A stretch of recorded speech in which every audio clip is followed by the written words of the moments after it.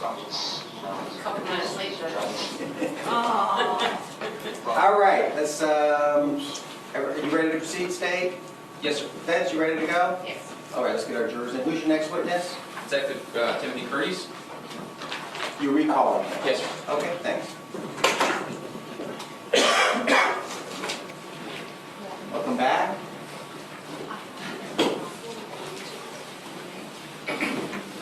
Have a seat, Mr. Markey. I'll call you, please. Everybody, please have a seat. Welcome back. I wanted to give you guys a scheduling update for us. Today, because you guys have been working so hard this entire weekend, it's been a week of hard work for everyone, and yourselves, the lawyers included. We're going to probably recess a little early so you can get a head start on your weekend. When I say a little early, probably 3:30 or 4 o'clock. Monday morning, I have an extensive docket. Has nothing to do with Mr. Scandirito's case. All my other cases I have been postponing until Monday.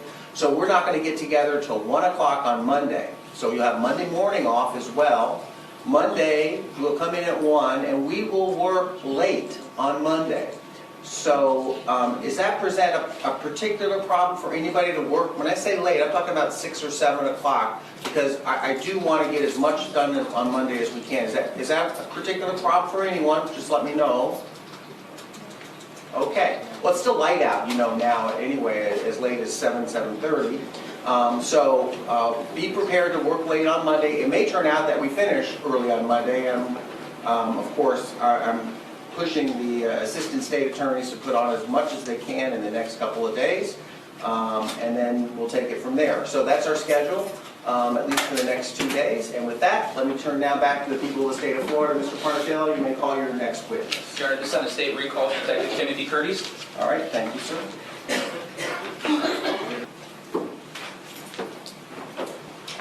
Welcome back, Detective Kurdys. Thank you. Come up here. I'm just going to have you re-sworn, sir. It's been a Sure. few days since you've been here. Do you swear or affirm that the evidence you're about to give will be the truth, the whole truth, and nothing but the truth? Yes, I do. Have a seat. Make yourself comfortable. And if you could, once you've made yourself comfortable, please reintroduce yourself to the folks on our jury. Sure. And that's all you have to do. We don't have to spell your last name since we've already got that. Okay, Detective Tim Kurdys with the Boca Raton Police Department. Thank you. And let me turn now, Mr. Parnatello. You may proceed. Thank you, sir. Good afternoon, Detective Kurdys. Hi. When we last spoke, you had told us about your role in the missing persons investigation into the disappearance of Skip Scandirito. Yes. On April 3rd, do you return to Skip Scandirito's residence with Detective Hanley? Yes, I do. And at that time, is the purpose to take a formal tape statement from Detective Hanley, or from the defendant, as well as Gary Good? Yes, it is. Were you present for that statement? Yes. And we've entered a redacted version of the statement into evidence. Does that fairly and accurately depict the conversation that just the defendant had with Detective Hanley in your presence? Yes. Judge, at this time I'd ask permission to publish State's Exhibit number 19. You may. Did you want me to give the jurors a redacted instruction? Yes, sir. State? All right. Is there any objection to that from the defense? No. Folks, when Mr. Parnatello used the word redacted, what that means is parts of that conversation or statement have been removed based on legal rulings by the court. Please rely on what you hear. Don't speculate on what was removed or why it was removed. Just rely on what you hear. And with that, don't hold it against, of course, Mr. Scandirito or the state of Florida. Simply legal rulings by the judge as to irrelevant matters that don't need to be considered by our jury. So with that, I'm going to turn to the state. You're going to publish one. What's the number, sir?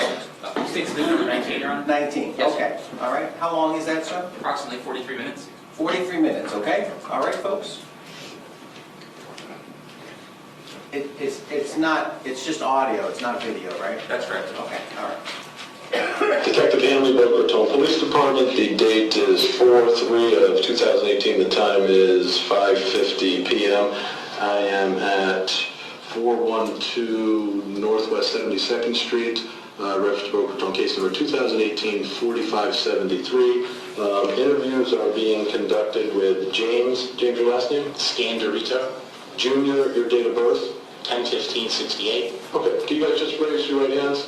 Everything you guys are about to tell me, the truth, the whole truth, nothing but the truth, so be it? Yes. So, are you living here full-time, or are you at your desk in Fort Lauderdale? Yes, I live in Lauderdale. Where do you work?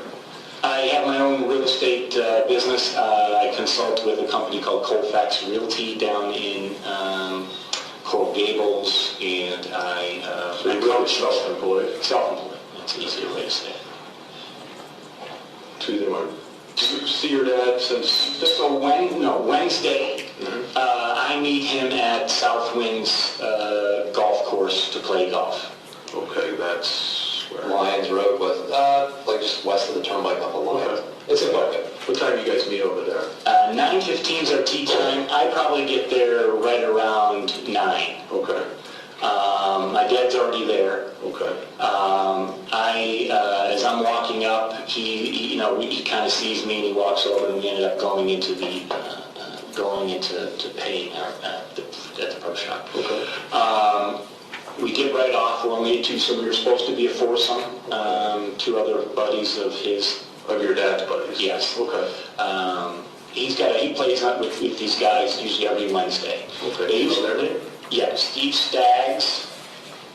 Can you spell that? Yeah, Staggs, I believe. Okay. And Denny Harrell, Harrell, I think.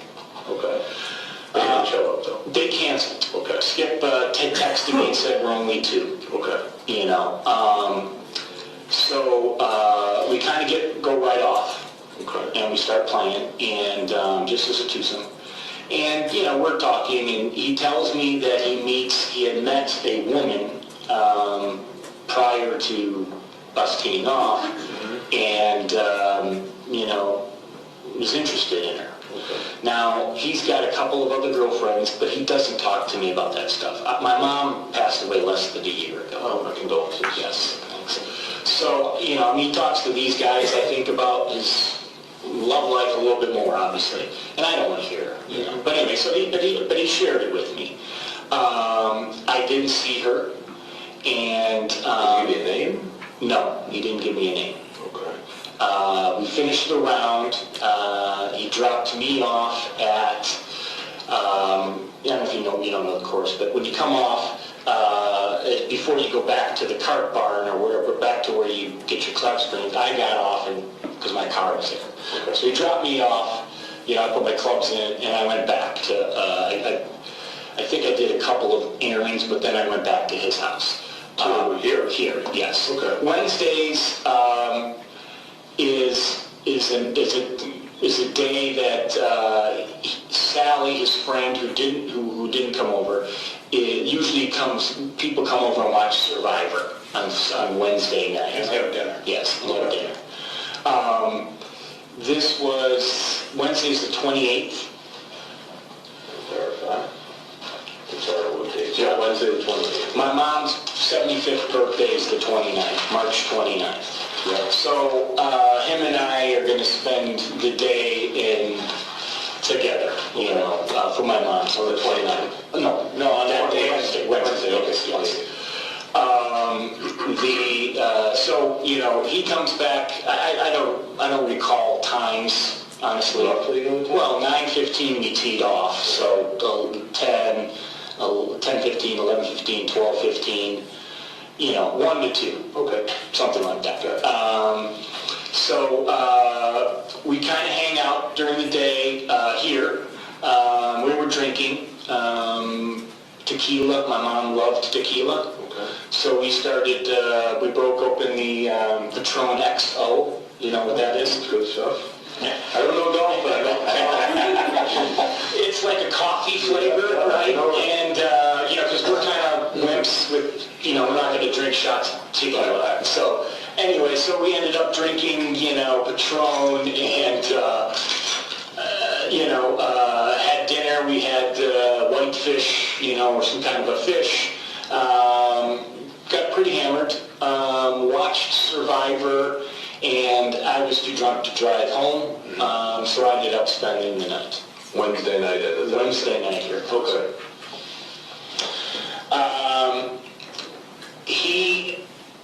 He had plans to go to the tennis tournament, Miami Open, with one of his girlfriends, not the one that we met. Well, I don't call her a girlfriend yet, Right. but not the one that he had met on Wednesday. Okay. I think he had called her that night, but I'm not positive. Wednesday night. Okay. And then Thursday morning when we got up, he had said that he's going to go out with the girl that he met at the golf course. Okay. That's what he told me on Thursday. Okay. Did you say what he's going to be doing? No, I didn't ask. Okay. Or where they were going, where they were meeting, anything? No, nothing. Absolutely nothing. Okay. I went home Thursday. Okay. Ended up coming back in the afternoon, and we ended up switching cars on Thursday. He took my Prius, I took his truck On Thursday. Okay. Was he here when you got back Thursday? Yes. What time was that at? That was right around, it had to be around 1 or 2 again. In the afternoon? Yes. Okay. Yeah. So Maybe 12:30, 1 o'clock. did he go meet the girl, did he say yet, or He hadn't yet, no. he was still here? Yes. Okay. So then I left, and he had asked me to take care of the cats Thursday night, because feeding is first thing in the morning and around 4 o'clock. You want to stop this for a second? If you can tell him This is our neighbors bringing over food for us. Hi, how are you? You want to pause this? Gary, come here. Something from the house here. Yes, we are. All the neighbors want to feed us.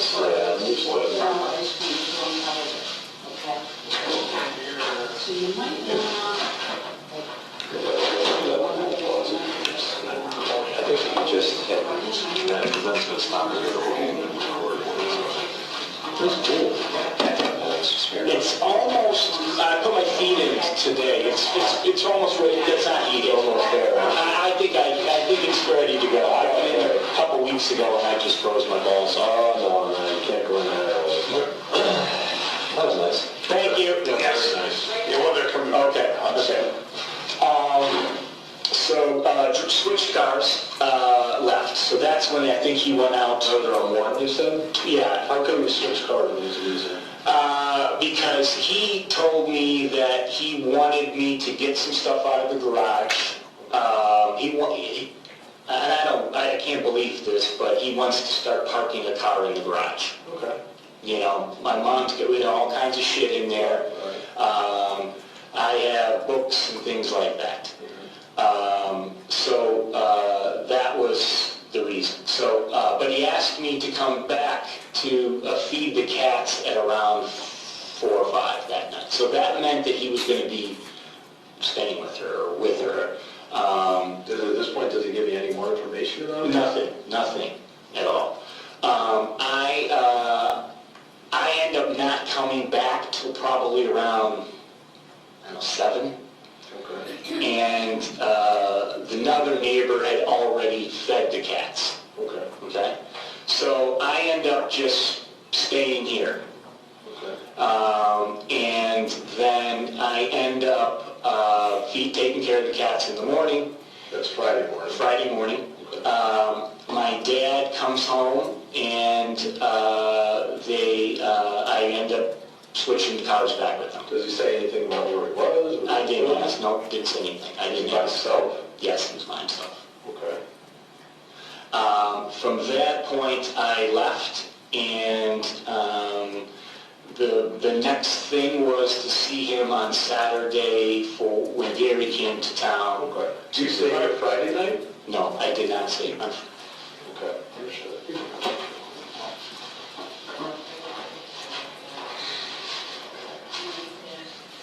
You're going to pick the cats.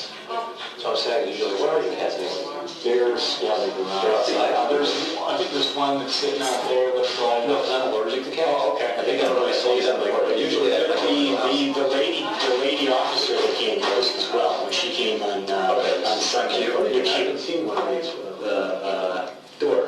When I bought my condo, they had a cat in one of those doors. Yeah, like a section that's built into the small. Yes. You can just close it and do everything. They go through it, but they don't want to. Right. Yeah. I love those.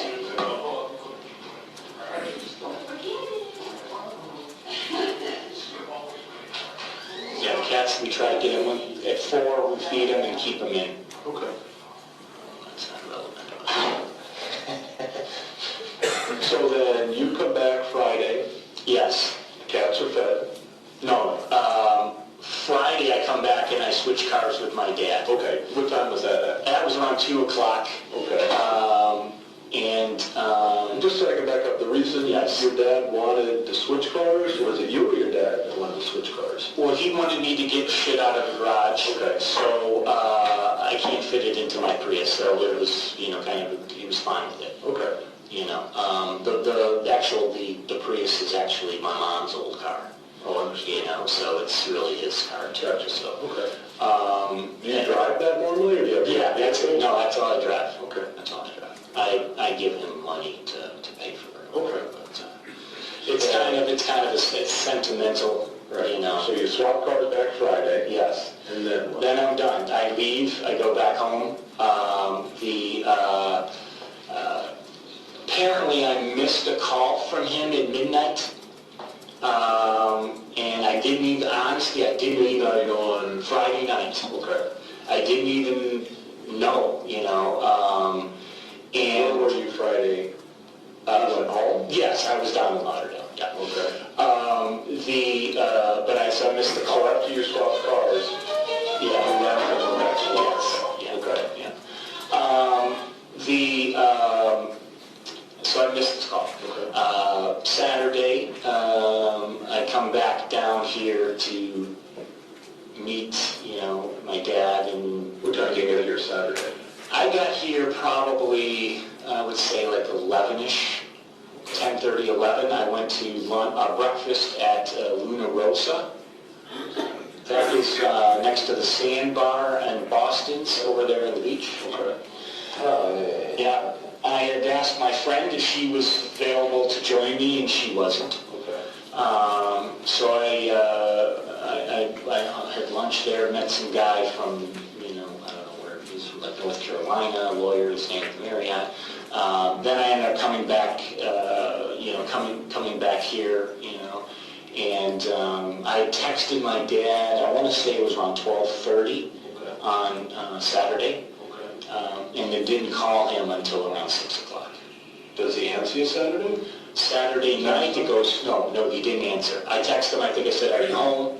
I was kind of waiting to see if he was home yet to go over there. And no response.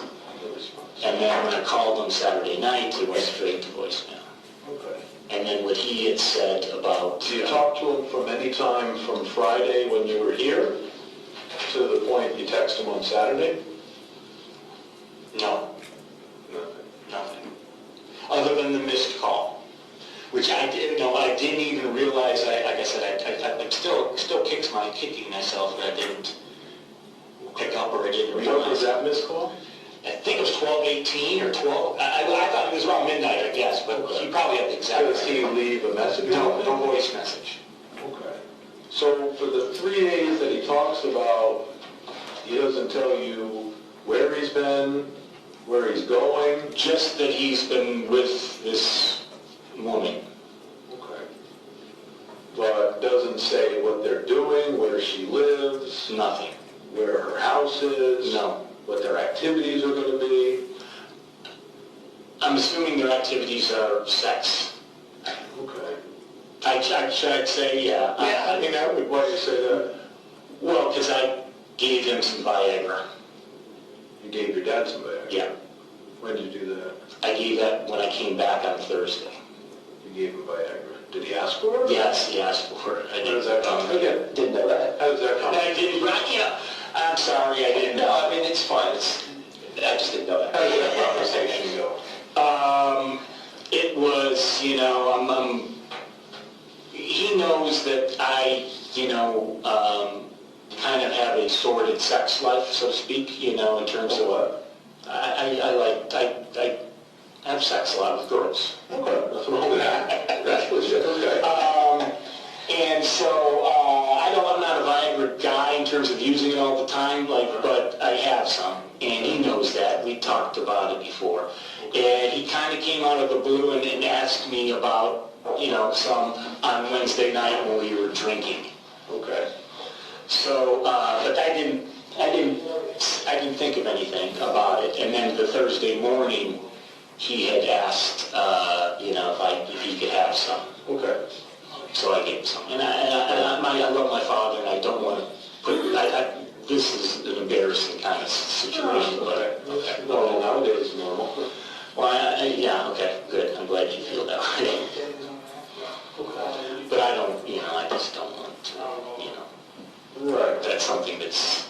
Okay. So Anyway, but it's relevant, I think. That's why I bring it up at this does point. he, at that point that he says he's going to be able to tell you anything about her?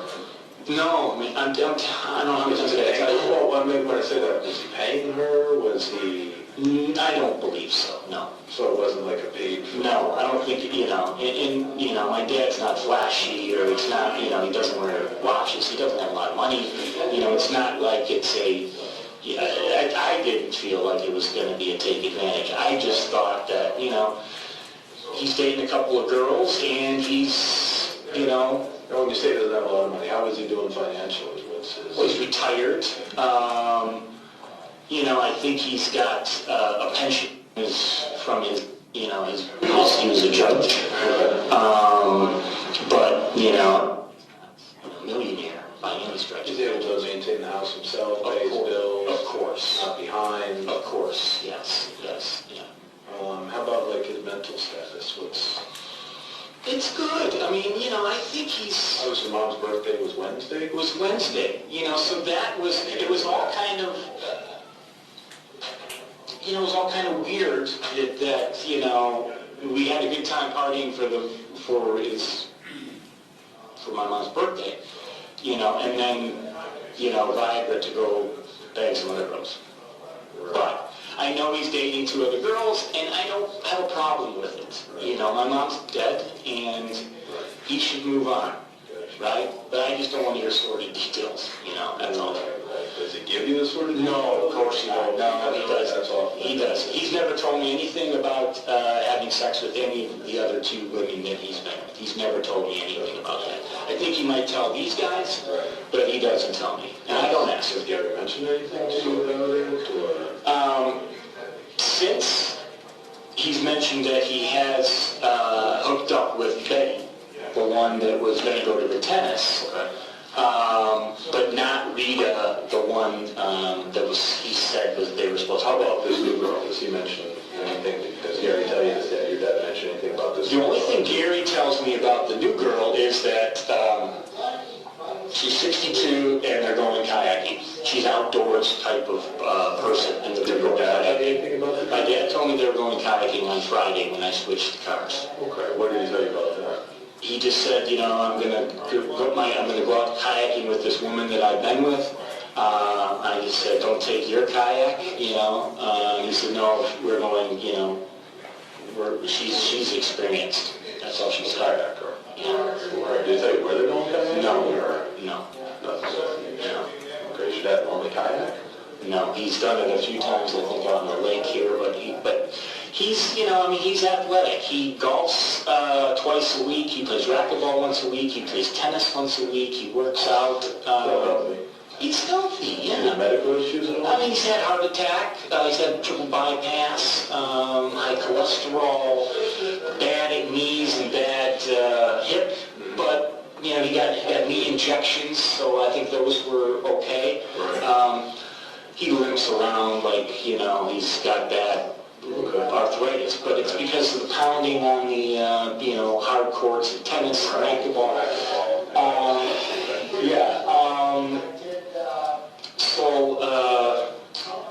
What else? Where were we? The kayak. Right. Oh, so the kayak, yeah. So, and he's done whitewater rafting, he's done, canoeing trips in the past. But as far as kayaking goes, no, I got the impression that was something because of this woman. That's the impression I got. Anything that would have led you to believe, since you, and I'm kind of going back because it's got a couple of days and I'm listening to Gary's story, you met here on Friday, you exchanged vehicles. Yes. You went back home? Yes. Are you home the whole night then? I worked, and then I ended up getting home late, maybe, 1:30, something like that, went out in Lauderdale. Okay. Did you come back here at all? No, I didn't come back here until Saturday. Okay, any indications that your dad may have been here Friday night? I thought no. The indication that we just got a couple hours ago is our neighbor across the street saw my dad's car here on Friday night at midnight, along with an old maroon-colored SUV. And she's Venezuelan, she doesn't speak English great, but her kid's here.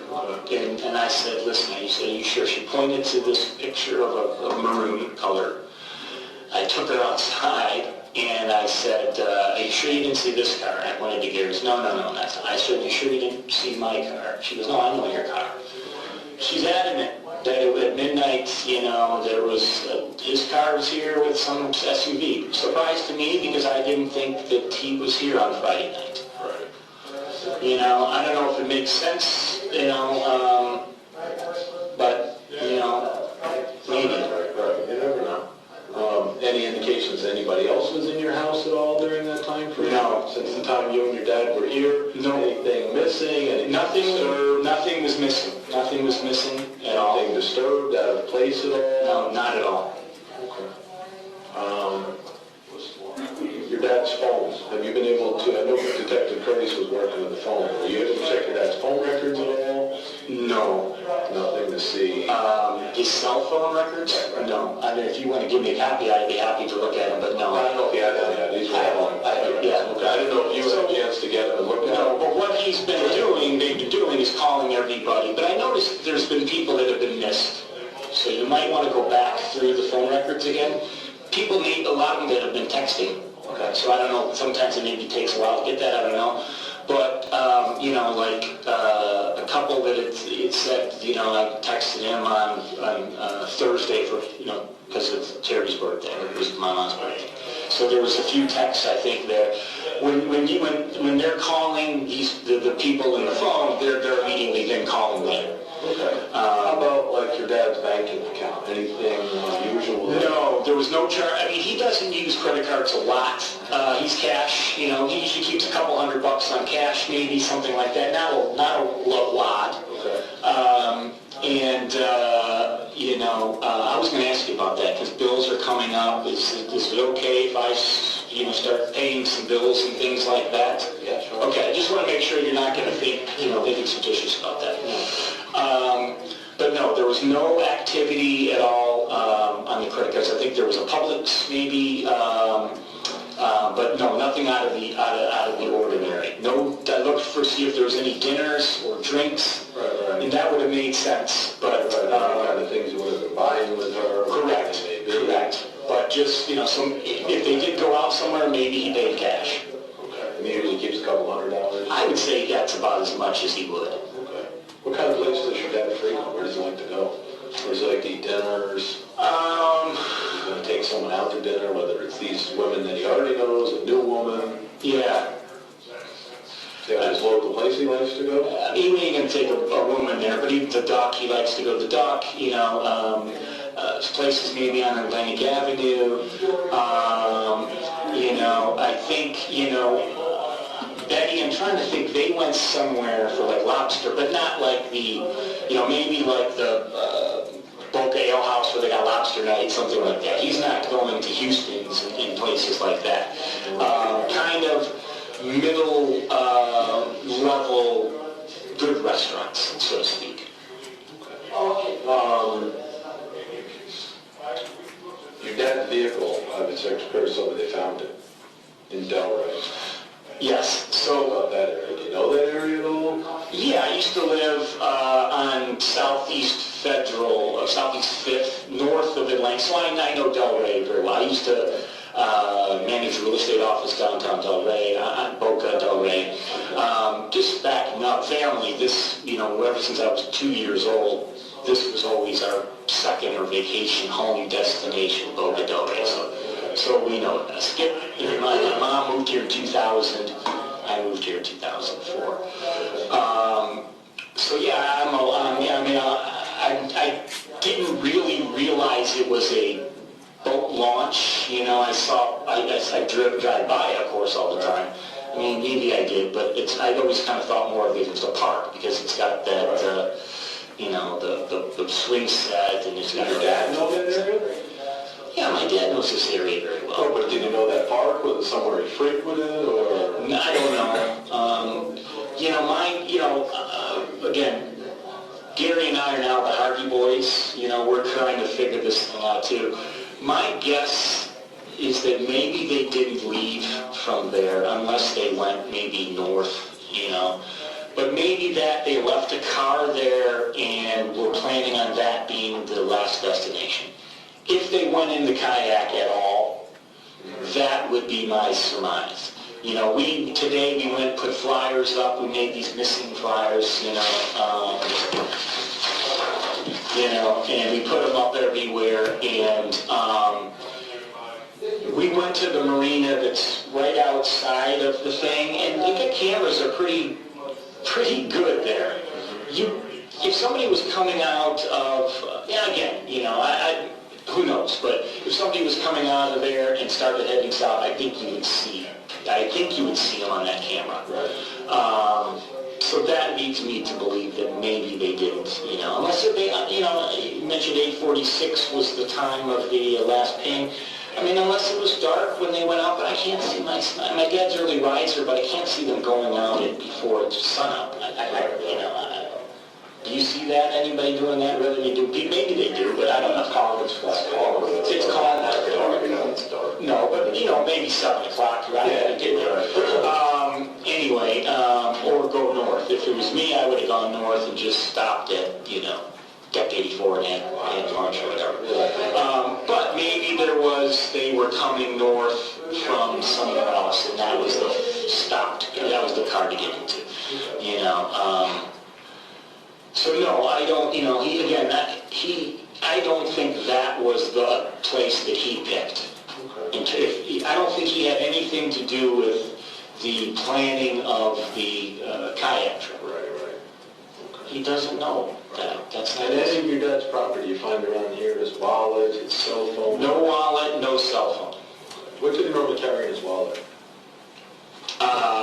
I don't know 100%, but I would say maybe a couple credit cards, his ID. Do you have any credit cards here at all? I think he has some, yeah. A Costco card. He would have a Costco card for sure. Okay. He's a Costco guy. Okay. Which ones do you go to normally? The one right here at Boca and Clintmore and Okay. Got you. Okay. Any clubs that he belongs to? No, he's just an avid golfer. He's just kind of got his routines. It's golfing usually Wednesday. It's usually golfing Wednesday, golfing Sunday. Friday is usually racquetball, and Saturday he plays tennis right here at the corner. Okay. And he obviously didn't play tennis this Saturday. Does it look like he packed a bag at all? It's funny. No, we were. Okay. Yeah. Anything? I know Detective Kurdys talked to you a little bit about his vehicle. Anything suspicious about his vehicle? No. The only thing where the seats were down. Okay. I don't remember if I put the seats up or if I put the seats down when I returned the car. If I left them down. Were you moving stuff, or? Yeah. Where did you move from the garage? I moved some boxes. I had one suitcase full of books, and I had some clothes. I cleared out one of the closets full of clothes.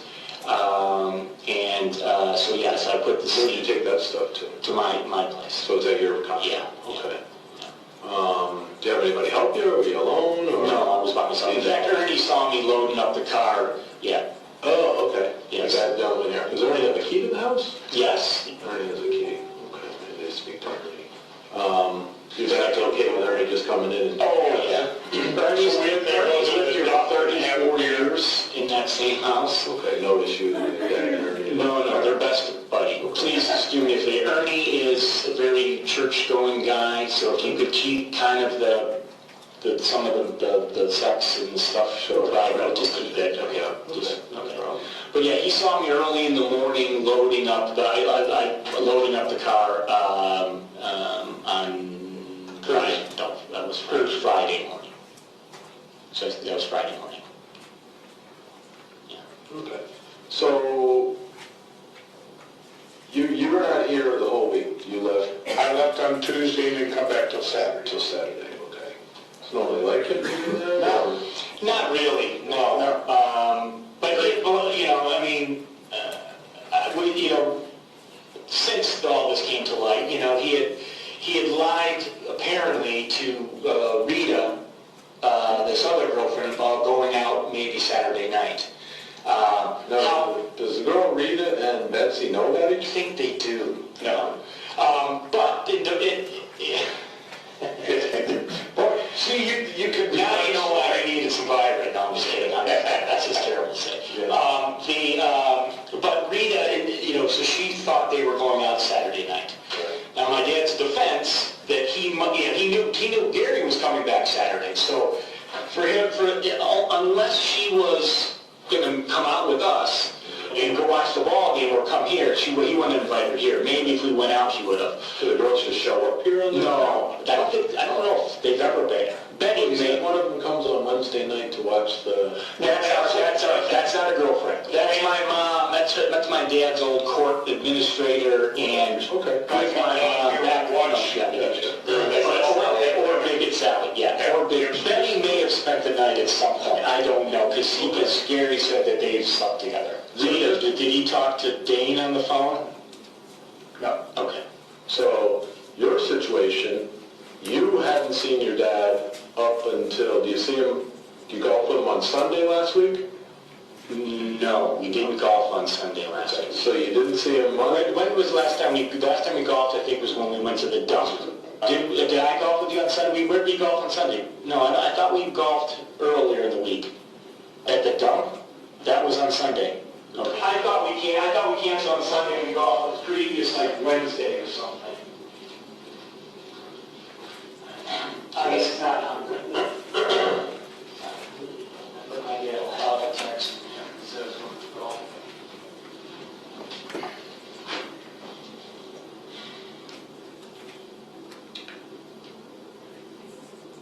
No, I didn't. We golfed on Wednesday, March 1st, 21st. My dad's right. We're coming to the dump, 10:18. That's when we golfed. Tommy, I think, was with it. They left on the 27th. When would you have seen your dad last? Wednesday golfing. The 21st.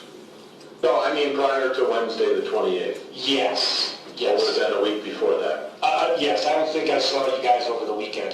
21st, Wednesday. So you did that on Wednesday the 21st. You don't see your dad again until you meet him at Wednesday, yeah. Wednesday the 28th at 9:15 is what he got. So you guys golf. Yes. You guys finish your golf. Yes. Your dad, you come back here. Yes. Your dad doesn't get back until... We're within a half hour or an hour. But you get here before your dad. I believe I did, yes. Okay. And your dad was telling you about this woman he met on the golf course. I remember the golf cart is when he told me about that. Right, but he had already told you about that. Yes. So then we don't really talk about that after that. Okay, so then you guys get back here Wednesday, which is your mom's birthday. No, Thursday was my mom's birthday. Thursday was. Yeah. And you guys were Wednesday together. We're spending Wednesday together, but we're celebrating kind of my mom's birthday On Wednesday. Yeah, because I wasn't going to see him on Thursday. Right, okay, so I was confused. I thought your mom's birthday was Wednesday. Yeah, no. So you guys come back here, you're pretty much hanging out most of Wednesday. You do the Patron. You guys get pretty snarled up on the Patron. Yeah. Watch Survivor. You spend the night Wednesday night here. Yep. You leave Thursday morning. Yep, Your dad's here when you leave. yep. Where do you leave Thursday and go back to I go back home. Fort Lauderdale? Yeah, I did a little work at the house. Okay. Then I come back here in the afternoon. Okay, Give my dad the Viagra, switch cars, okay. and So you went home in your car Wednesday. yeah, So your dad still had his car up until Thursday afternoon. yeah, Thursday afternoon, you guys swap cars. yep, Your dad says he's going to meet some lady friend. yes. Okay, what happens next?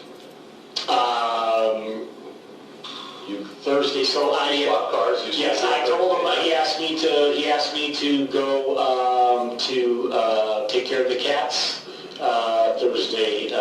Thursday night. So after you swap cars in the afternoon, you leave? Yes, I just kind of, I go to, I don't know, Starbucks and do some work. But my laptop, yeah, I pretty much work from home with my laptop. Then I come back at, I did come back to like closer to 7. Okay. And Ernie had already fed the cats. Okay. I end up just staying here that night. Okay. And then Friday morning, what happened on Friday morning? So I fed the cats, and then I left. Actually, no, I think I was still around here. Let me see, Friday morning. I'm sorry.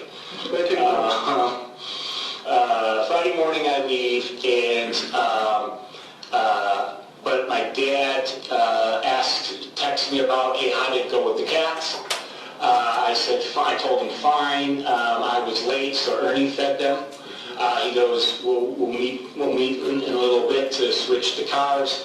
So I come back here to switch the cars with him again.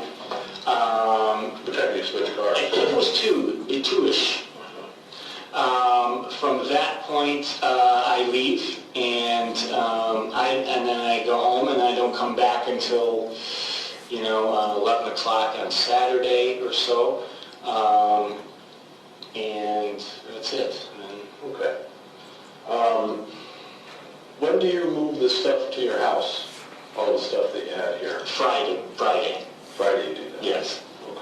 Yeah, Friday morning, I opened up the car and I drove it. I fed the cats Friday, and then Ernie took care of the cats. Skip told Ernie to take care of the cat Friday afternoon. So that's where the cats being on Friday afternoon was kind of why we were thinking that he wasn't coming back Friday night. We talked about your dad, his mental state was okay. Yeah, I think it was good. He said even though it was his wife's birthday, he was okay with that, no issues. We reminisced a little bit, Did he mention anything about doing anything to himself, harming himself? No, he would never, no, he would never. Okay. And his accounts and stuff, you said you've checked those, you haven't had any suspicious activity on Nothing. those?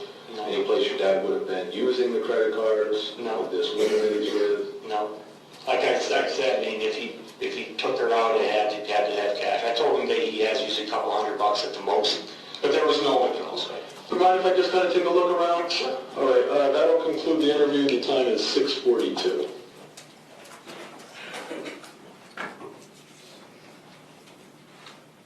Detective Kurdys, after speaking with the defendant for the formal statement that day, were you present for the search warrant at the house? Yes. And what is your role in the execution of the search warrant? Well, my role as lead detective is to basically respond there with a whole team of detectives as well as crime scene investigators to properly process the residence and collect evidence if we should find it as directed in the search warrant. Do you physically take any items of evidence from the house that day? Personally, me physically, no. We have our crime scene techs that do that. Are you the individual that requested surveillance to follow the defendant once he's removed from the house? Personally, I did not specifically order that myself. That was done in conjunction with the supervisors within my unit, who then get in touch with the supervisors with the Special Investigations Unit and the TAC team, and they kind of coordinated that amongst themselves. But you were aware that surveillance was involved in following the defendant? Yes. Do you go to the Ocean Breeze golf course the next day? I don't know if it was the next day. or it was the day after, I don't recall. Do you do a walk around of the Ocean Breeze Golf Course at some point? Yes. And is it when Mr. Scandirito's body is found? No. It's sometime later. Correct. Are you informed finally that the defendant is arrested in Alachua County on April 9th, 2018? Yes. Do you go to Alachua County to obtain a search warrant for the defendant's vehicle? Yes. And is the vehicle then brought back to Palm Beach County from Alachua County? Yes. Do you get a second search warrant in Palm Beach County for that vehicle? Yes. And are you present when the CSI searched the vehicle? Yes, I am. Was that CSI La Vista? Yes.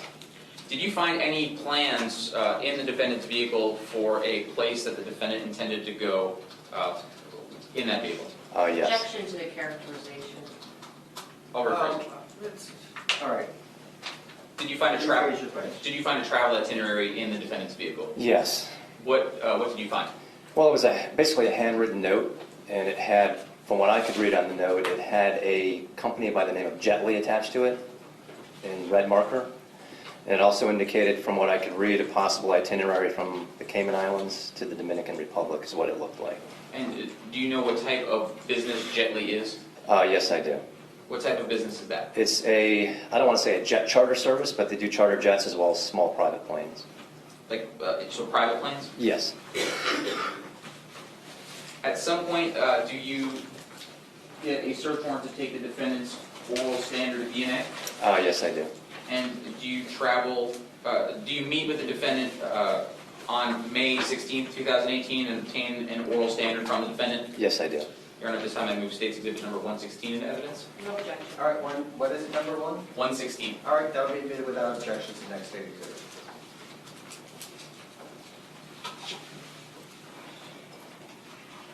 Do you also, at some point, search the defendant's property that was on his person when he was arrested in Alachua County and discover some credit cards? Well, I don't personally conduct that search, but it was already collected by the Alachua County Sheriff's Department. And they turn that over to you? They turned that over to the Palm Beach County Sheriff's Office when the defendant was transported from Alachua County to the Palm Beach County Jail, and then I collected it from the Palm Beach County Jail. And what credit cards was the defendant in possession of at the time of his arrest? He was in, well, I don't specifically recall, other than the fact they were his father's credit cards, and I think he may have had a debit card himself, but I'd have to look at the cards themselves. May I approach the witness? Sure. I'm showing you his mark. Showing you his mark for identification Yes, my purposes. permission. That's the State's Exhibit number 115. Does that contain the packaging that indicates the company that the cards are from? Yes, I filled that out. Okay. Which, do you recall now which cards the defendant had in his possession at the time? Well, these were the cards that he had in his possession. Okay. So you've got the Amex Blue card, you've got two Amex Blue cards, two different accounts. You've got a Wells Fargo debit card, a Capital One Venture card, and a Bank of America temporary debit card, which I believe was the one that the defendant had. And the rest belong to his father? Correct. Did you take these and place them into evidence? Yes, I did. Judge, I move State's Exhibit number 115 into evidence at this time. No objection. All right, 115 composite exhibit. Yes, sir. Entering evidence is the next state exhibit. So as the lead detective, is one of your duties and responsibilities either yourself or at your direction having other law enforcement officers issue subpoenas and search warrants for records and documents? Yes. And you also task individuals with collection of evidence for future analysis by other individuals? Yes. Did you or law enforcement obtain search warrants for both the Gmail extraction as well as Google evidence from Google, the company Google itself? Yes. And did you do that by way of search warrant? Yes. Did you receive a response from Google? Yes. And did you place that into evidence and forward it along to the proper investigators to analyze? Correct, I did. Do you yourself analyze that? No. Judge, and for identification purposes, I'm holding State's Exhibit number 105. Was the Google response that you received placed into evidence by you? Correct. Judge, I move State 105 into evidence. Objection. To 105. Yes. All right, and you want to come up sidebar on it? Ms. Ramsey, do you have an objection to the predicate being laid for those Google records? No. All right, folks, I'm going to admit them subject to relevancy, and we're going to look through them and make sure, the court will make sure, at least from my point of view, as to what's relevant or not relevant, and then I'll move on some individual objections later if there are any, okay? Thank you. Detective Kurdys, when you were present at the search warrant on April 3rd, 2018, was one of the things that you required the defendant to do leave his Android phone? Correct. And was that something that was seized during the search warrant and subsequently searched? Yes. Did you or a officer at your direction order a forensic extraction of the data on that cell phone? Yes. And was that forensic extraction data provided to an analyst for further review? Yes, it was. Judge, I'd mark State's Exhibit 106 as the extraction data from the defendant's, I'm sorry, did you also do the same thing for the phone that the defendant had in his possession in Alachua County? Yes, we did. And same thing, it was seized, and did you order a search of it and have that provided to an analyst for a future analysis? Yeah. Yes. Was the phone that the defendant had on his person in Alachua County a Motorola phone? I believe so, yes. Okay. Marking State's Exhibit 106 as the extraction of the defendant's Motorola phone, was that placed into evidence by you for further analysis? If it was not placed into evidence by me because it was seized in the vehicle, it would have been placed into evidence by Vista, CST or Vista. I understand. But the extraction itself was something Oh, that the you're... extraction. Yes, correct, yeah. At this time, Judge, I move State's Exhibit 105, and, I'm sorry, 106 into evidence. And Same situation. Are some of those things that the items that have been previously marked and viewed by Mr. Goodell, remember the recordings that he analyzed with, is that what we're talking about here, Ms. Ramsey? The extraction encompasses everything. Okay, so Ms. Ramsey does not have an objection to the predicate. I'll admit it subject to the relevancy rulings of individual items within that extraction. Okay, thank you. And then, marking for identification purposes, State's Exhibit 107, you did the extraction of the defendant's phone, the Android phone that he had in his possession at the time of the search warrant? I did not do any extractions. My fault. Was that something that you directed law enforcement to do? Yes. And once that extraction was done, was it placed into evidence? Yes. And also marking as State's Exhibit 108, was that same process done with Mr. Gooden's phone where it was forensically dumped, placed into evidence for further analysis? Correct. Judge, I move State's Exhibits 107 and 108 into evidence. Same situation, okay, no predicate objection. They'll be admitted subject to a relevancy determination later. Okay, next question. Are you also involved in obtaining cell phone records from some of the phones involved in this case? Yes. Specifically, were you involved in obtaining CDRs or call detail records for the defendant's phone that he was in the possession of while he was in Alachua County? Yes. Was that was T-Mobile the carrier for that phone? Yes. And was that phone number 954-278-4661? Yes. Once you received the records from T-Mobile, did you place those into evidence? Correct. Judge, at this time, I move, marking States 109, is that those T-Mobile records? May I move States 109 into evidence at this time? Okay, thank you. Let me turn to Ms. Ramsey. Same, Judge. I don't have an objection to the predicate, I'm just not sure the content. All right, I'll provisionally admit them dependent upon relevancy. Okay, next. Did you obtain cell phone records from Skip Scandirito's cell phone detail records? Yes. And was that for the phone number 561-350-1357? Correct. Once those records were obtained, were they from AT&T? Yes. Once you obtained those records, once the records were obtained by law enforcement, were they placed into evidence? Yes, they were. And then were they forwarded to an analyst? Yes. Judge, I move State's Exhibit number 110 into evidence at this No time. objection. All right, I'll receive 110 without objection. The same set of questions for the defendant's original cell phone, a T-Mobile phone with the phone number 305-409-5900. Did you obtain those records from T-Mobile? Yes. Were they placed into evidence and forwarded to an analyst? Yes. Judge, I move State's Exhibit number 111 into evidence at this time. The subpoena phone record from T-Mobile. Yes. No objection. All right, that'll be received without objections to the next state exhibit. During the course of your investigation, did you determine that the defendant would have records with the Lyft company as a driver?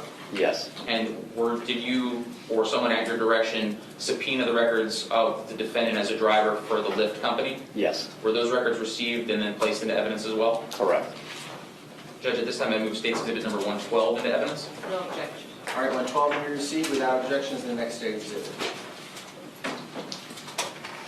Was there a large laptop computer in Skip Scandirito's home? Yes. And do you recall asking FDLE to assist with a copy of the data from that computer? Yes.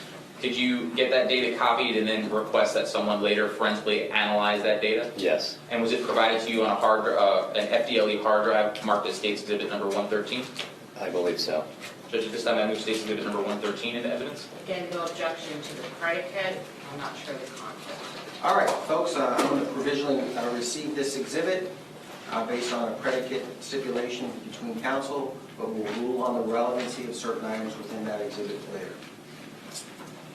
And then you indicated that you had received some information from Google previously. Did you then do a second or subsequent warrant from Google to get location information as well as an extraction of Gmail accounts? Yes. And was that also retrieved from Google and then placed into evidence? Yes. Judge, at this time I move State's Exhibit number 155 into evidence. No objection to the predicate, I object to the Gmail. Fine. In general, or is your position that all of it's irrelevant, or are there some things here that we need to go through? I think there are some things. Okay, thank you. Same ruling as previously. I provisionally admit the item based on a predicate stipulation. We'll rule on relevancy later. And I believe that that's 157, not 158, I'm sorry.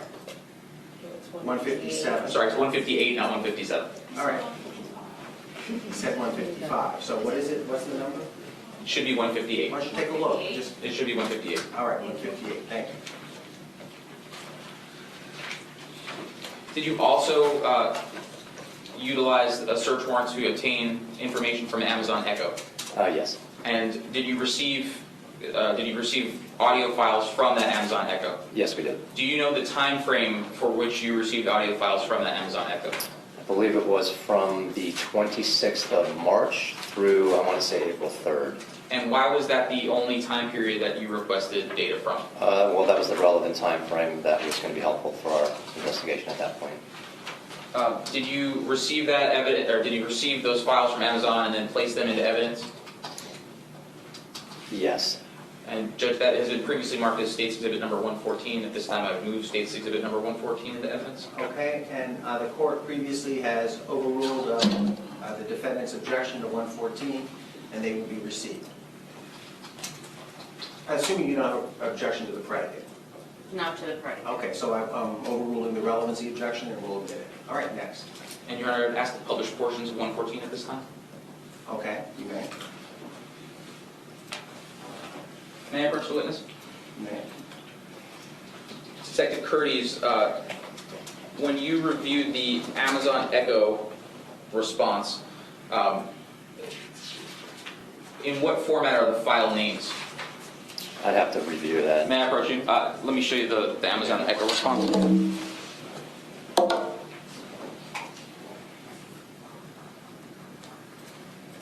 Just audio files, I guess, would be the best way to explain it. I guess what I'm asking is, are the audio files, are they named by date and time? Yes. And how does it start? Does it start with date or does it start with time? Well, list the date first, followed by the time. And is the time in Eastern Standard Time or UTC? It's in UTC time. And do you know the conversion from UTC time to Eastern Standard Time at the time of this case? Yeah, there's a 4-hour difference. Okay. So if a file indicates that it is at 00, and is it in 12-hour time or is it in 24-hour time? That would be noted in 24-hour time. Okay, so if it indicates that it's at 0000, which would be midnight Right. UTC, Right. what time would it be here in Eastern Standard Time? Approximately 8 p.m., just 4 hours earlier. Did you obtain some audio files from the night of March 28th of 2018? Yes. I'm going to publish file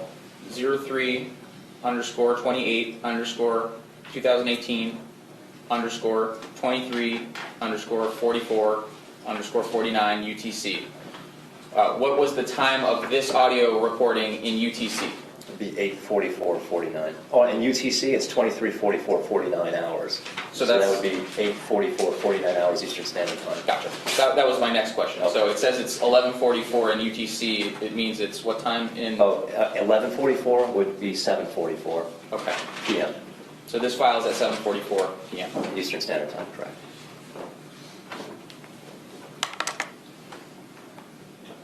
Minutes. Mike, give me a time in 20 minutes.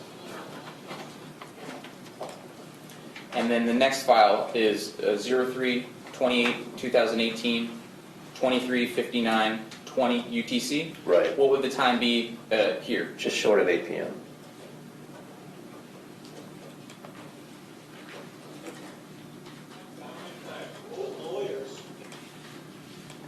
Okay, how many times? Yeah, you may want to make that a little louder. Sure thing.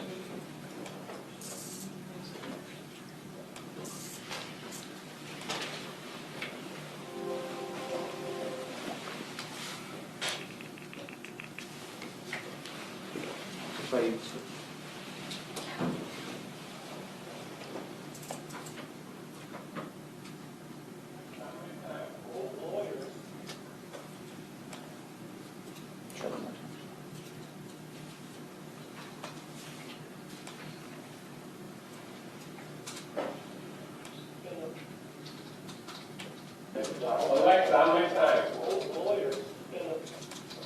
And because of my difficulties, what time was that audio file at? That audio file was at 23:59:20 UTC, which would be just, like I said, short of 8 p.m. Then the next file is the immediate next file. What time is this recording at? That would have been on 3/28 at about 8:05 p.m.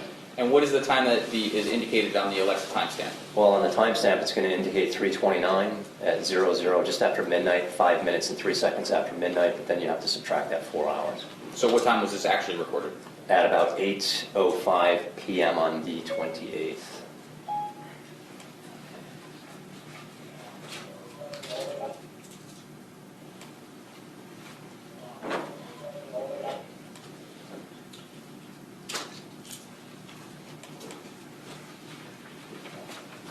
Finally, I'm going to publish for you this audio file. What time is this audio file indicated as? That would be indicated on the 30th, 3/30/2018, 21:08 hours and 11 seconds UTC, which would be, what, 7:08 p.m. Eastern Standard Time?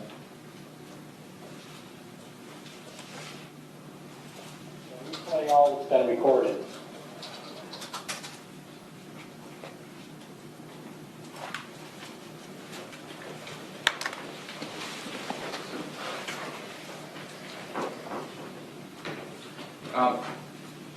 As the lead investigator during the search of either Skip Scandirito's residence, the defendant's residence, or any of the defendant's vehicles, did you ever find large amounts of cash? No. Given the facts of the case, did law enforcement request and obtain numerous financial records from various business institutions? Yes. And are you a financial crimes investigator? No. So did you forward those to the state attorney's office or to other financial investigators to do follow-up investigation? Exactly, yes. May I have one moment? Yes. I have no further questions. Okay. Cross-examination.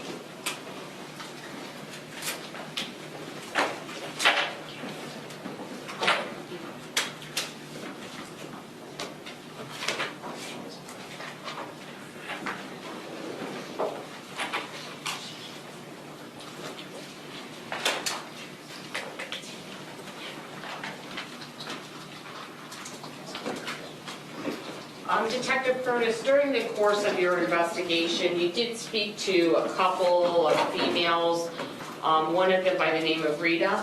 Yes. That was a girlfriend of Mr. Scandirito. Friend, girlfriend, yes. Okay, and Betty Butcher as well. Yes.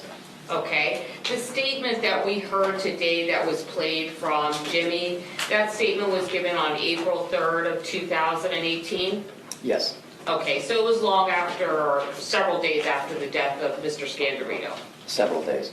Okay. At the time you're taking that statement, obviously, now in retrospect, we know that Skip Scandirito was dead at that time, Yeah. and that Jimmy knew where he was. Yeah. So he lied to you. He did.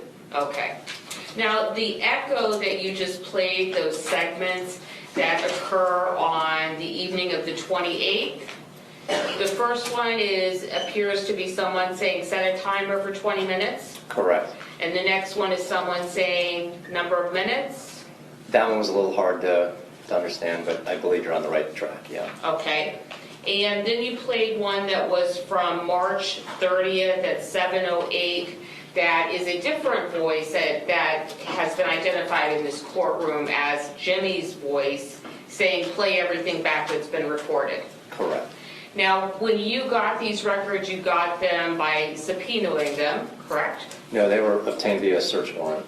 A search warrant. Yeah. But they came from the Amazon server.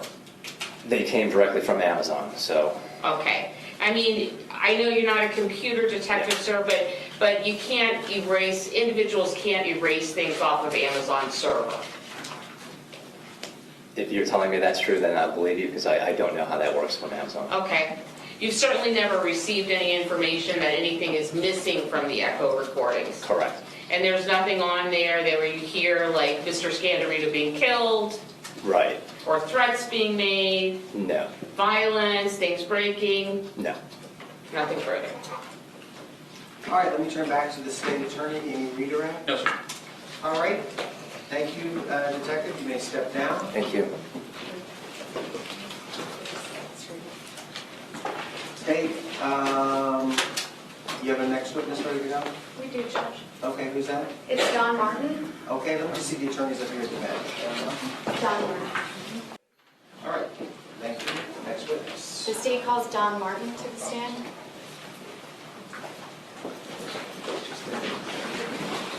Mr. Martin, you're going to be sworn in by our deputy clerk, Ms. Briggs. She's right there. Do you swear or affirm that the evidence you're about to give will be the truth, the whole truth, and nothing but the truth? I do.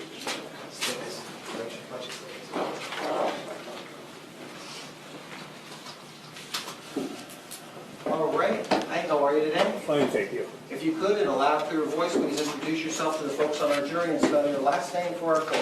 Yes, my name is Donald Martin, Martyn. All right, thank you. Let me just see the attorneys up here at the bench. Okay? Step back in the jury room for just a second and brief the board.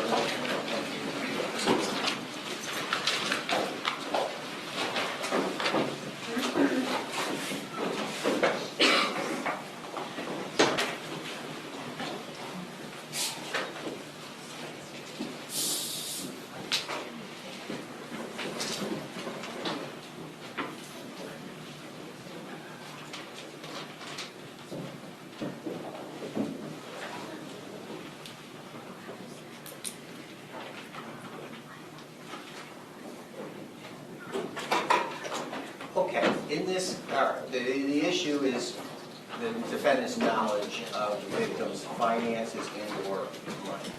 So, in this case, already stipulated to is that the defendant wrote a check on some account for $9,500 and deposited it himself.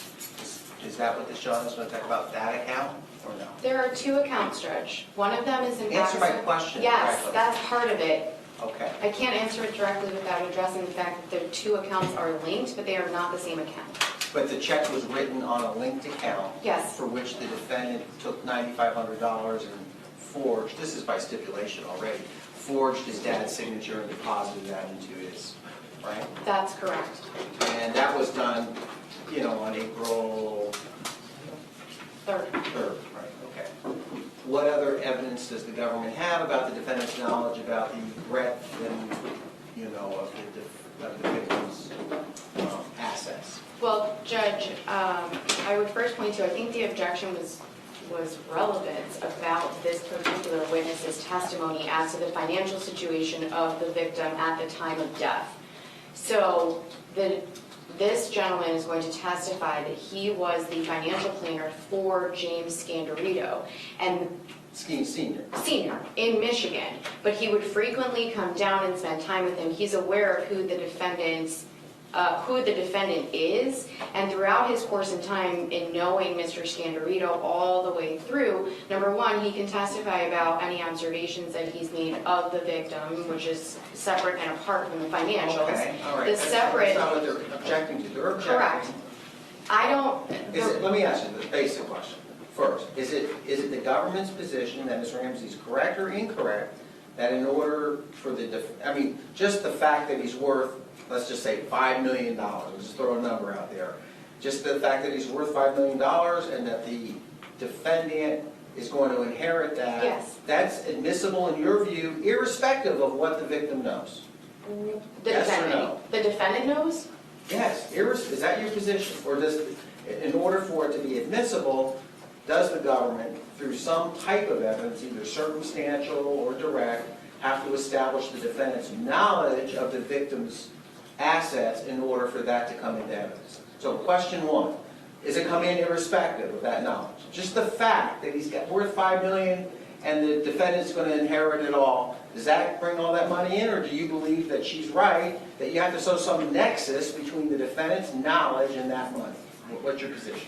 Well, either way, honestly, Judge, I can answer the rest of the financial records show that from that AXA Equitable linked account before death, there were several checks that were written from the dad to the son from that account. That would prove knowledge because... Of the account? Yeah, okay. So Your Honor is saying if we can't prove that... I'm not saying anything, I just asked you a legal position. My you legal don't give me- position is that it's relevant. I'm going to say this, in terms of weighing the evidence, you never give the judge a direct answer to a direct question. Sure. I'm asking a direct question. The direct question is, does it come in anyway, irrespective of his knowledge, yes or no? Or do Yes. you not know the answer? I don't know the answer. I believe yes, but I don't have a case on point and I don't have the law in front of me for the relevancy All right. standards So for assume- financial documents. Assume for a second that there has to be some linkage, some nexus. You don't have to know, listen, if she's saying that you have to know exact amount of money, then I would overrule that. But I believe you need to know a ballpark figure, assuming that what he's worth, some knowledge, some linkage. What's your evidence of that? Well, we know that there's money when the mom dies in the amount of $50,000 that the defendant is aware of from that account because he receives financial monies from that account. Yeah, $5,000, right? $50,000 for the total account that the dad is the beneficiary of. The defendant receives $4,500 at one point pre-death, $5,000 at one point pre-death, and post-death cash is $9,500 from that account. So the total assets in terms of what his life insurance is worth. So he knows about the account because he cashes a check from the account. That's correct. Does he have to know what's in the account? But she knows about the account afterwards. Well, I think Okay. it's stated to the police as well that he has access to all of his dad's passwords and logins and things like that. And the fact that he's accessing it immediately before the body is even found, and we're saying after death, is also evidence. They think it's evidence that he didn't know until after, but we think it's evidence that he knew all along because he's always had access to his dad's passwords and accounts in that home. What other evidence is there in this case about his knowledge? Other than whichever you're referring to, okay? What else? In terms of this particular... Yeah, well, I mean, yes, he cashes a check, he forges a check, I know that. There's a phone call where he tells some lady the day before his father's death, don't worry, I'll take care of you, I've got all, you'll live comfortably. I got that, I know that. Well, there's only one child, and Terry is dead Right, before death. right. There's no question, you could introduce the fact that he is inheriting, he's the sole beneficiary. So then the question is why... How much is he? But why does it matter what the amount is? Whatever it All is, right, it's well, tell me what's the more. law on that? What is the law on that? Does it really, that's the first question I asked. All I know, Judge, is it's more than what the defendant has in his bank account at the time of death. That is a fact. Right. So the fact that not only does he receive money from that AXA Equitable linked account to the Northern Trust via check that only the victim has access to, presumably the defendant knows how much money potentially would be in that account because his dad continues to give him money from it. So he's not writing checks that are bouncing, he's writing checks that are cleared. In addition, when the defendant Upon the death of his father, the defendant, when he's arrested, is in possession of all of those different credit cards that belonged to the victim, and he's using them and they're not being rejected, which would indicate that he knows there's enough money on those accounts to not bounce. That includes Wells Fargo of the dad, Capital One. In addition, after death, the defendant uses one of dad's credit cards to transfer over $7,000 from his dad's account through Stripe into his account. The records will show that the defendant has used that type of transaction from one account using Stripe, from dad's account using Stripe into his account pre-death. What do you intend to offer through the witness who's before us here? I intend to offer, number one, his relationship with the victim, his knowledge of the victim. Number two, the summary of the insurance and investments that the dad had at the time of death. In addition to which, one of which is the defendant's own life insurance policy that the dad took out on his son and was paying the premiums on every quarter. So, That certainly wouldn't give. but we're giving a complete picture. That's all we're doing, is giving a complete picture. What is dad worth at the time of death? And how can we show the links through the accounts? And what is the And what's the defendant answer worth? to those questions? What is his net worth? Well, net worth is a more complicated question. It's including the house. If we were to include the house as an asset, it's around $800,000, but that's a high estimate in terms of what the house may potentially be sold for at the time of March 2008. So if you say $800,000, what was that? He's not going to testify to $800,000. He's just going to What was the testify. value of that? Well, how much money are we talking about in these accounts? Okay, well, Give me a ballpark. $224,000 in his main bank account that the defendant is the sole beneficiary for, with which there are applications that designate who the beneficiary is, so the defendant knows that he's the beneficiary of that account. Right. There's also an ultimate life insurance policy that's worth $70,000 that the victim is making premium payments on. That the On his defendant, own life insurance. on his own, like a separate own, And who's the beneficiary of that life the insurance? defendant. And what information do you have that the defendant knows that he is the beneficiary of that life insurance? There are, what has been given to defense in the records is the applications and the designation of James Scandirito II, especially after Terry dies. One of them is after Terry Does the dies. defendant sign the life insurance policy? Does he? No. Does he sign the life insurance? I thought he did. Does he sign the life insurance policy? Who? The defendant. No, Younger, just dad. just that. Okay. Do you have any, like statements made to anybody, hey, look, I'm a beneficiary of my dad's life insurance policy? No. Not Does he that I'm even aware know of. that there is a life insurance policy? From our perspective, yes. Don't give me your Well, argument. only because Give he me a has to fact. know that there's a life insurance policy of his dad. He knows who Don Martin is, and his dad's How do making... you know who's got a life insurance policy or not? There's a lot of Americans who just don't have insurance policies on their own lives. Well, he knows that there's a pension. He knows that there's Yes. financial You did say that. savings that his father has, in addition to the documents. So what do we have? We have an account with $220,000. We have a life insurance policy, and we have a house. What other assets? What other assets are we talking about? Through this witness or in general? Well, I guess in general, but we're talking about this witness here. I'd like to solve it all right now if I can.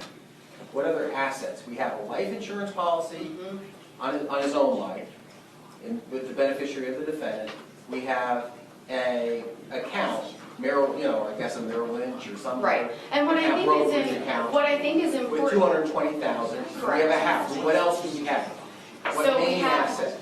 we have, these are, the Those house three? itself are, I would say, are some of the main assets, but there's also, when you add up all the financials in dad's accounts that the defendant has access to and uses, it's, I don't want to overstate and summarize what it is, but it's not $200,000, it's somewhere in the range of like $30,000 Okay. for the rest of dad's financials that he has in his savings, that he has in a checking And account. then he has credit cards drawing on it, that the Correct. defendant has in his possession. That's correct. And All right, let me hear any further argument.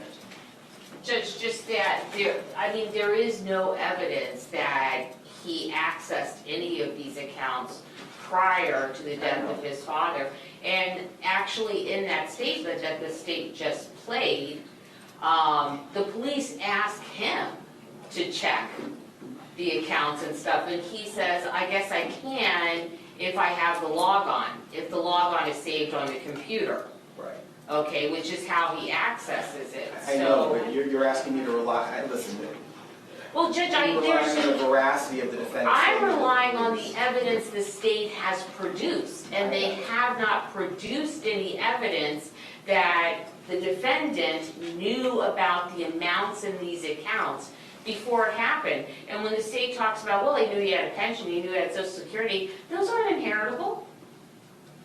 Well, sometimes a pension can be assigned to a beneficiary. There's no evidence he knew that, or that it could be done in this case.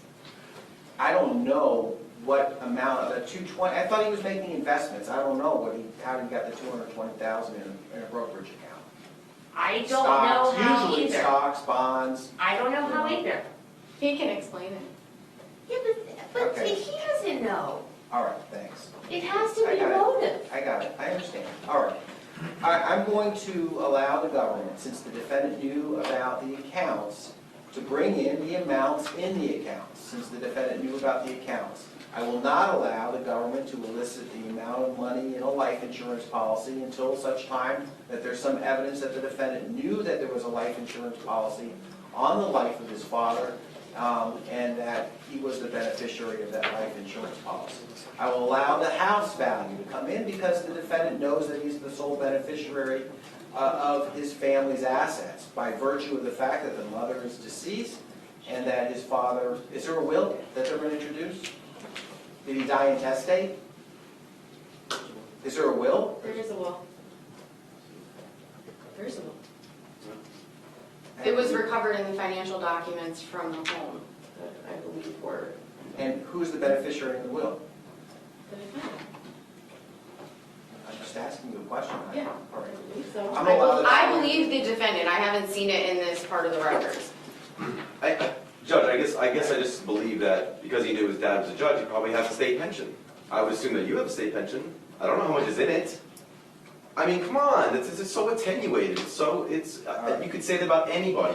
I know they have a pension. It has nothing to do with the value that's in it that you have to know All about. right, thanks.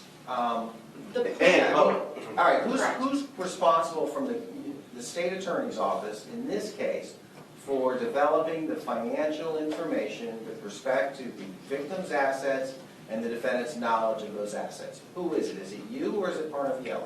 Or is it somebody else?